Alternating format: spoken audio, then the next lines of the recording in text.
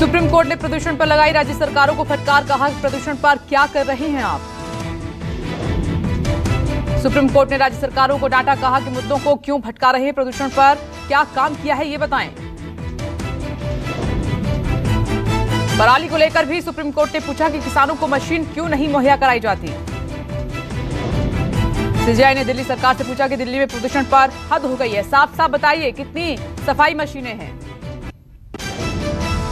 Delhi NCR के प्रदूषण पर सुप्रीम कोर्ट में सुनवाई जारी, केंद्र सरकार ने सुप्रीम कोर्ट में हलफनामा दाखिल किया है। हलफनामे में केंद्र ने कहा है कि वर्क फ्रॉम होम की जगह कार पूलिंग को बढ़ावा देना चाहिए। केंद्र ने सुप्रीम कोर्ट को बताया कि वाहन पूलिंग के आदेश जारी किए गए हैं। हरियाणा सरकार ने सुप्रीम कोर्ट को बताया कि पूरे राज्य में पराली जलाने को प्रतिबंधित किया जाएगा। हरियाणा सरकार ने कहा कि प्रदूषण को रोकने के लिए 30 नवंबर तक सीएनजी पीएनजी छोड़ बाकी ईंधनों से चलने वाले इंडस्ट्री को बंद किया जाए। पंजाब सरकार ने भी हलफनामा दाखिल किया, कहा कि पराली की समस्या खत्म करने के लिए केंद्र से वित्तीय मदद चाहिए। राजधानी दिल्ली में जहरीली हवा का जहर जारी है, बहुत खराब स्थिति में दर्ज की गई दिल्ली की हवा। जहरीली धुंध से जूझ रही है दिल्ली और एनसीआर भी। अगले 4 दिनों तक दिल्ली एनसीआर में प्रदूषण से राहत नहीं मिलेगी। दिल्ली एनसीआर पर प्रदूषण की मार, दिल्ली एनसीआर में स्कूल कॉलेज अगले आदेश तक बंद। बढ़ते प्रदूषण को देखते हुए 50% स्टाफ को वर्क फ्रॉम होम करने का आदेश जारी किया गया है। 21 नवंबर तक सरकारी कर्मचारी वर्क फ्रॉम होम करेंगे। दिल्ली में गैर जरूरी ट्रकों की एंट्री पर बैन लगाने का भी फैसला लिया गया है। Commission for air quality management ने निर्देश दिए हैं। 21 नवंबर तक सभी तरह की कंस्ट्रक्शन एक्टिविटी पर भी रोक है। हालांकि रेलवे सर्विस, मेट्रो सर्विस, राष्ट्रीय सुरक्षा और रक्षा से जुड़ी कंस्ट्रक्शन एक्टिविटी जारी रहेगी। गुरु पर्व से पहले सिखों को मोदी सरकार की सौगात, आज से खोला गया करतारपुर साहिब कॉरिडोर। गुरु नानक देव की जयंती के मौके पर अमृतसर से सिख तीर्थयात्रियों के पहले जत्थे को रवाना करने की तैयारी शुरू कर दी गई है। रजिस्ट्रेशन शुरू हो चुका है। अमृतसर से 855 तीर्थयात्रियों का एक जत्था पाकिस्तान के लिए रवाना हुआ। करतारपुर साहिब खोले जाने से श्रद्धालुओं में खुशी है। सिख श्रद्धालुओं ने एक दूसरे को मिठाई खिलाई। पहले जत्थे के साथ पूरी कैबिनेट संग माथा टेकने करतारपुर गुरुद्वारा साहिब जाएंगे। सीएम चन्नी ट्वीट करके ऐलान किया है। सीएम चन्नी ने केंद्र के फैसले का स्वागत किया, कहा कि करतारपुर कॉरिडोर खुलने से लाखों सिख श्रद्धालुओं की मनोकामना पूरी होगी। पीएम मोदी ने शिमला में 82वें अखिल भारतीय पीठासीन अधिकारी सम्मेलन का उद्घाटन किया। वीडियो कॉन्फ्रेंसिंग के जरिए प्रधानमंत्री नरेंद्र मोदी ने अधिकारियों से संवाद किया। पीएम मोदी ने कहा कि हमें आने वाले सालों में देश को नई ऊंचाइयों पर ले जाना है और ये संकल्प सबके प्रयास से ही पूरे होंगे। वर्षों में देश को नई ऊंचाइयों पर लेकर जाना है। असाधारण लक्ष्य हासिल कर रहे हैं। ये संकल्प सबके प्रयास से ही पूरे होंगे। पीएम मोदी बोले कि सदन में आचार व्यवहार सही हो, ये सबकी जिम्मेदारी है। सबका प्रयास की बात करते हुए तो सभी राज्यों की भूमिका उसका बड़ा आधार होती है। तो मैं भारत की संघीय व्यवस्था में जब हम सबका प्रयास की बात करते हैं तो सभी राज्यों की भूमिका उसका बड़ा आधार होती है। प्रधानमंत्री के दौरे की तैयारियों का जायजा लेने महोबा और झांसी दौरे पर सीएम योगी महोबा में अर्जुन सहायक परियोजना का स्थलीय सर्वेक्षण कर रहे हैं। रानी लक्ष्मीबाई की जयंती पर 19 नवंबर को पीएम मोदी झांसी पहुंच रहे हैं और पीएम के दौरे को लेकर योगी कार्यक्रम स्थल पहुंचे हैं। एंटी टैंक गाइडेड मिसाइल के विकास का पहला प्रोजेक्ट झांसी में लगेगा। पीएम मोदी 19 नवंबर को आधारशिला रखेंगे। किले में कार्यक्रम की तैयारियां की गई हैं। पीएम मोदी वायुसेना प्रमुख को एचएएल के बनाए गए हल्के कॉम्बैट हेलीकॉप्टर आधिकारिक रूप से सौंपेंगे। बीजेपी शुरू करेगी उम्मीदवारों के चयन की प्रक्रिया। विरोधी दलों की ताकत जैसे कई समीकरणों का रखेगी ध्यान। टिकट वितरण में सबका साथ, सबका विकास और सबका विश्वास के आधार पर उम्मीदवारों का होगा चयन। बीजेपी ने अपने सभी बड़े नेताओं को चुनाव लड़ने के लिए सीट पहचान करने का दिया आदेश। एमएलसी से लेकर मंत्री तक सबको लड़ना होगा चुनाव। समाजवादी पार्टी के सुप्रीमो अखिलेश यादव आज पूर्वांचल एक्सप्रेस वे पर विजय यात्रा निकालेंगे। अखिलेश यादव की गाजीपुर में होगी जनसभा। अखिलेश यादव गाजीपुर में समाजवादी विजय रथ यात्रा की शुरुआत करेंगे। रथ यात्रा आजमगढ़ होते हुए लखनऊ तक पहुंचेगी। यात्रा के दौरान अखिलेश यादव बाराबंकी, अमेठी, अयोध्या, सुल्तानपुर, अंबेडकर नगर, आजमगढ़, मऊ में सभाएं भी करेंगे। समाजवादी पार्टी और सुहेलदेव भारतीय समाज पार्टी का पहला संयुक्त रोड शो आज होगा। ओम प्रकाश राजभर भी दिखाएंगे दम। पूर्वांचल एक्सप्रेस वे उद्घाटन के कारण मंगलवार को समाजवादी पार्टी की विजय रथ यात्रा रद्द कर दी गई थी। भगवान राम की तपोभूमि चित्रकूट से आज प्रियंका गांधी फूकेंगी चुनावी बिगुल। रामघाट पर महिलाओं से करेंगी संवाद। चित्रकूट में मंदाकिनी तट पर सजा प्रियंका का दरबार। जलाभिषेक के बाद करेंगी संवाद। साधु संतों का लेंगी आशीर्वाद। चित्रकूट के रामघाट पर लड़की हूं, लड़ सकती हूं संवाद में शामिल होंगी प्रियंका गांधी। भारी संख्या में महिलाएं होंगी शामिल। प्रियंका के लिए वोट पर ही मंच बनाया गया है। 3000 महिलाओं को एकत्रित करने की तैयारी। बुंदेलखंड में कांग्रेस अभी खाली हाथ। 2 दिवसीय गोवा दौरे पर केजरीवाल का आखिरी दिन है। टैक्सी ड्राइवर्स के साथ करेंगे संवाद। पार्टी ने गोवा के लोगों के लिए दिल्ली की तरह बिजली, पानी, स्कूल जैसे कई बड़े वादे किए हैं। बिहार के 37 जिलों में 7वें चरण की काउंटिंग शुरू हो गई है। कुल 27,730 उम्मीदवारों की किस्मत का आज खुलेगा पिटारा। शिवसेना सांसद संजय राउत ने कंगना के बयान पर किया पलटवार। कहा कि चीन ने हमारे गाल पर थप्पड़ मारा और अंदर घुस गए और हम दूसरा गाल भी आगे कर रहे हैं। थप्पड़ मारा है, अंदर घुस गए हैं और हम दूसरा गाल भी आगे कर रहे हैं। चीन लद्दाख में घुस गया है, चीन अरुणाचल प्रदेश में घुस गया है, चीन और भी जगह पर घुस रहा है। यही लोग देश में। कंगना रनौत ने महात्मा गांधी पर दिया था विवादित बयान। कहा था कि दूसरा गाल देने से भीख मिलती है, आजादी नहीं।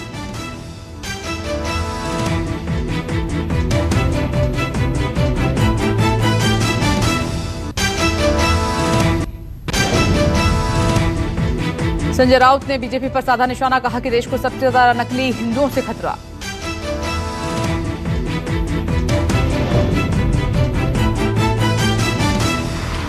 वो नकली हिंदुत्ववादी जो लोग हैं उनसे।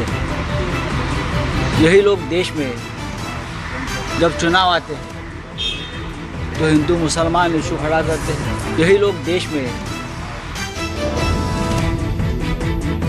संजय राउत ने कहा कि चुनाव नजदीक आते ही हिंदू मुस्लिम के नाम पर कराया जाता है दंगा। निकाले जाते हैं भारत और पाकिस्तान के झगड़े। त्रिपुरा के शिक्षा मंत्री रतन लाल नाथ ने नई स्कीम को लॉन्च किया है। नई स्कीम के तहत बच्चों की माताएं उनके साथ हॉस्टल में रह सकेंगी।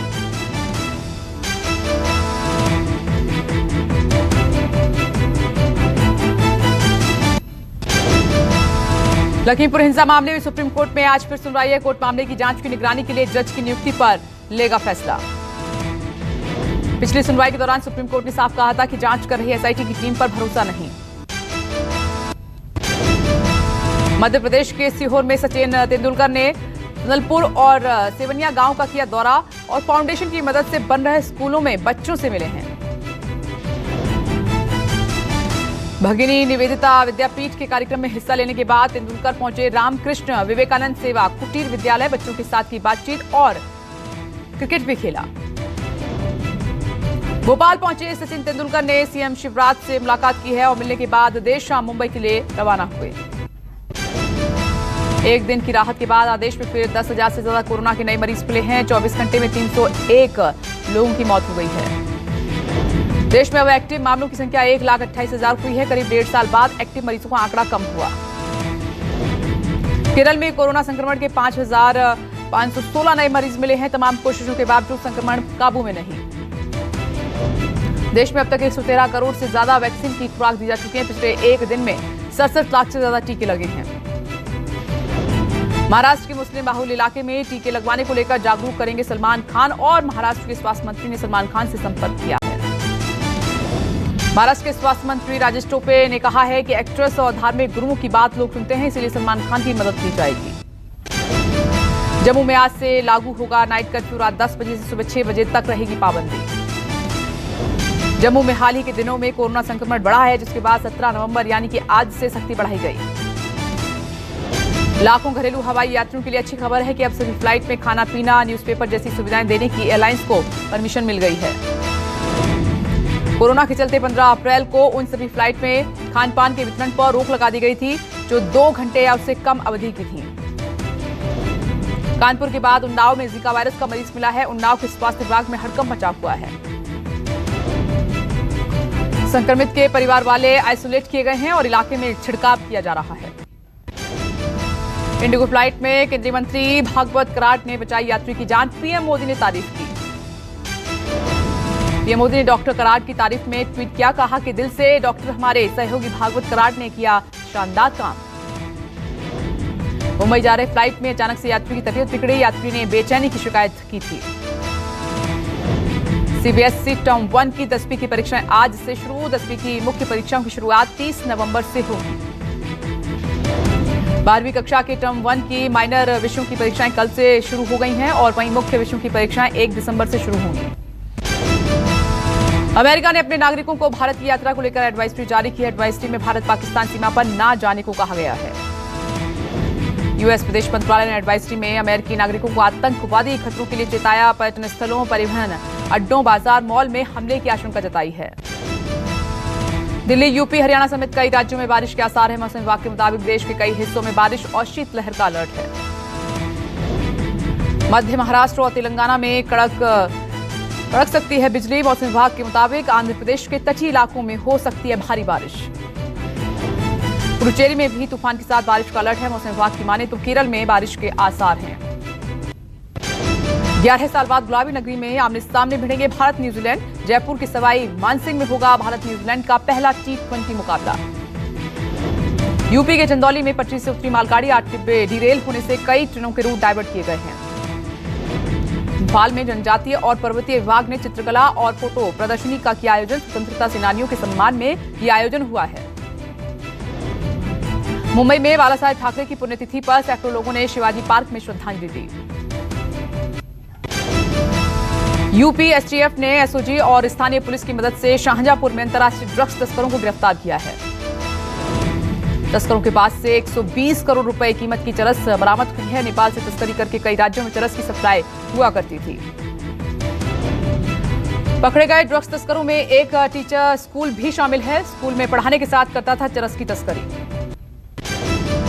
मेरठ के गढ़ रोड इलाके में एक शादी समारोह में लापता लड़की का शव बैंक्वेट हॉल के बाथरूम में मिला है। शादी समारोह में आई दूल्हे की भांजी अचानक लापता हो गई। काफी तलाश करने के बाद उसका शव बैंक्वेट हॉल के वॉशरूम से मिला है। लड़की के पास बेहोशी की हालत में एक सिपाही भी मिला। दुष्कर्म के बाद लड़की की गला घोंटकर हत्या करने की आशंका है।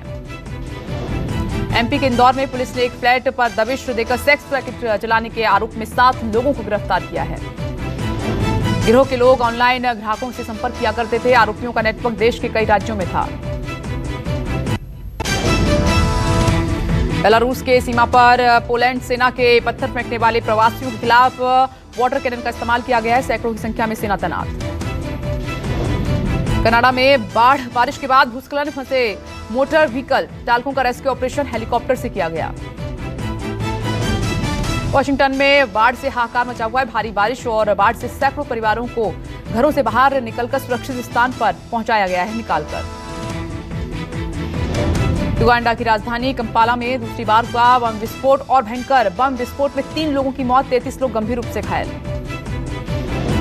फाइजर ने किया अहम समझौता। फाइजर ने कहा कि अन्य कंपनियों को अपनी दवा बनाने की अनुमति देगी। अंकिता लोखंडे ने शादी से पहले रखी बैचलर पार्टी। प्री वेडिंग के जश्न में अंकिता लोखंडे ने फ्रेंड्स संग मस्ती की है। नुसरत भरूचा की हॉरर फिल्म छोरी का टीजर ओटीटी पर रिलीज हुआ है। नुसरत भरूचा के साथ मिता वशिष्ठ, राजेश जायस अहम किरदार निभा रहे हैं। नताशा स्टेनकोविक बेटे संग बीच किनारे मस्ती करती हुई दिखाई दी और जैस्मिन भसीन ने वीडियो पर किया क्यूटी कमेंट। अनन्या पांडे ने रेनबो वीडियो सोशल मीडिया पर शेयर किया है और वीडियो के कैप्शन में लिखा कि बारिश के बिना इंद्रधनुष नहीं हो सकता।